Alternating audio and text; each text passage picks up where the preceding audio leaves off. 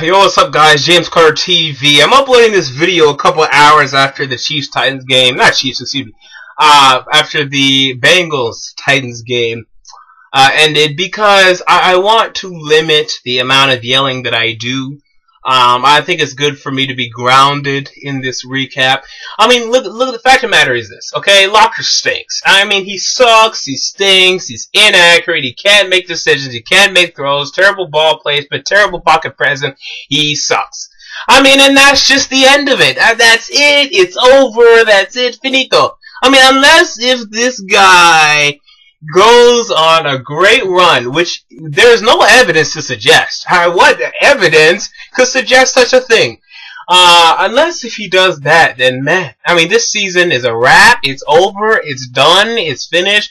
And I mean, you cannot, and I know Titans fans love to defend Jake Locker, so I know I'm going to get vilified for this, but you cannot defend this kid. You cannot defend, because this is it. This is the make or break season this season for Jake Locker. And if he makes it, if we re-sign him, he'll want $15 million a year. Why? Because every quarterback gets $15 million a year. So why will he be any different? He'll want $15 million a year. And how can you commit long term to a guy that has just displayed the 2 games that we have just seen? How can you commit long term to such a quarterback? You can't do it. And I don't want to hear that he's going to get better. I mean, I heard someone here today say, well, Locker's still a young quarterback. Why are we saying this still? This guy's almost 27! 27 years old! This is his 4th year in the NFL! It's time to play the game or get out. I mean, that's it. And yet, I know people are still going to defend this kid. People are still going to defend this team. And it's all egregious. They stink. He stinks. Scrap it. Tear it down. Let's start all over. Well, not entirely. Number 1, bench Locker. I mean, and I hate to be reactionary. Let's give him 2 more weeks, maybe 3. We have at Indianapolis, we have versus Cleveland, and then we have either at Washington or it's hosting Jacksonville. I believe it may be hosting Jacksonville, actually. Let's say hosting Jacksonville. You know, maybe, okay, no. If any of those games is a blowout, he should be benched mid-game. Maybe you start him the next game, but mid-game, if it's a blowout, get him out of there.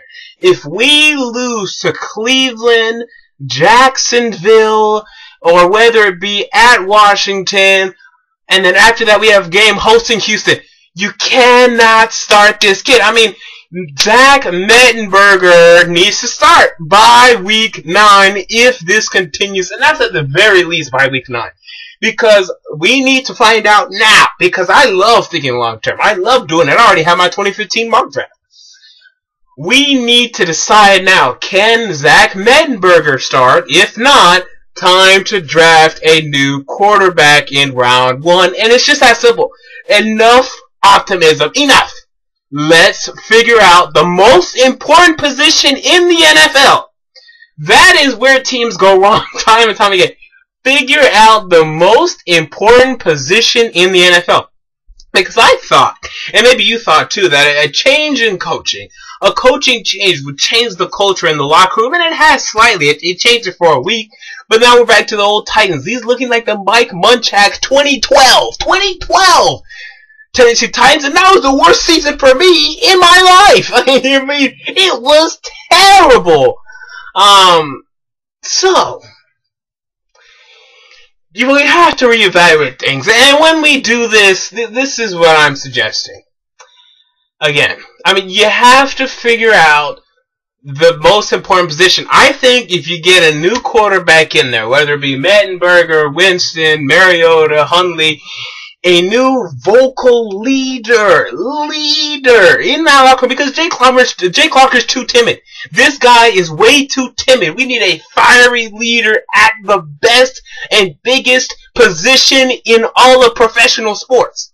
If you can get a leader at that position, then maybe things can change. But there is still a stigma, a connotation that is hitched to this team. There's a leech that's stuck to this team, and we need to rip it off. And I thought it was Mike Munchak. I thought it was the whole Fisher era. But I think it's still that one player, and maybe even more, of that Mike Munchak Fisher era, and mainly Mike Munchak here for Jake Locker. Time to rip it off. And other ones that need to be ripped off, Michael Griffin is a lease that needs to be ripped off because he's just not a starting safety in the league. He's not. He needs to be ripped off. Cameron Wembley, God, rip that leech off. That's another leech that's taking up all of our cap space. Michael Roos, he's not playing terrible, but still, I think it's time to rip these old pieces off and go to a new era. And I know I'm being reactionary. I know I'm being doomsday, singing here. But it's time to be pessimistic. It is time. So with that said, 33-7. 33-7. It's time. So that's James Carter TV. What were your thoughts on this game? Comment down below. And until next time, I'm out. Peace.